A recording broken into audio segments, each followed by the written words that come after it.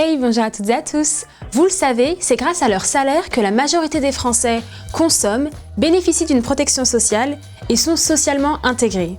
Mais le livreur qui gagne peu et de manière irrégulière, peut-il en dire autant?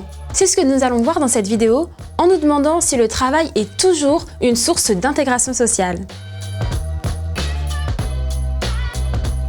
On considère qu'un individu est socialement intégré quand il a tissé des liens réguliers avec d'autres individus, en participant à diverses activités sociales.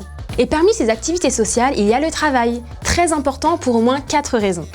D'abord, le travail donne droit à un revenu qui permet de satisfaire des besoins essentiels, comme se loger, se nourrir et de consommer.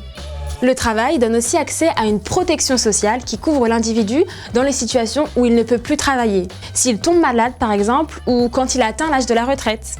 Par ailleurs, le travail contribue à façonner notre identité et il procure un sentiment d'utilité sociale. Le travail de chacun participe au bon fonctionnement de la société. Enfin, le travail est un lieu de sociabilité, un lieu d'échange où on peut se faire des amis. Mais alors, notre livreur a-t-il accès à tout cela?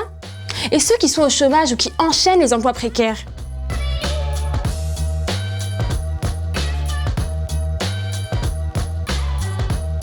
Depuis le milieu des années 70, l'essor du chômage et la précarisation des emplois empêchent le travail de jouer pleinement son rôle intégrateur. Sur ce graphique, on voit que le taux de chômage est passé de 3,8% de la population active en 1975 à 8% en 2020. Et il a connu des pics aux alentours de 12%. L'emploi précaire a lui aussi fortement progressé au point de représenter 12% de la population active occupée en 2019. Reprenons les facteurs d'intégration liés au travail. Les chômeurs perçoivent un revenu sous forme d'allocation, mais celles-ci sont souvent faibles et ont une durée assez limitée. Les chômeurs n'ont pas vraiment de collègues et peuvent avoir le sentiment de ne pas participer à la marche de la société. Quant aux travailleurs précaires, ils enchaînent les missions d'intérim ou les contrats à durée déterminée.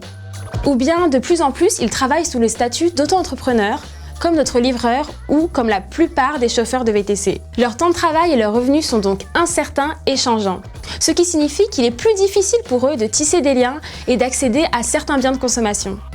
Vous le voyez, le travail n'est donc pas toujours synonyme d'intégration sociale. Pour continuer vos révisions, rendez-vous sur annavac.com et à très vite pour une nouvelle vidéo.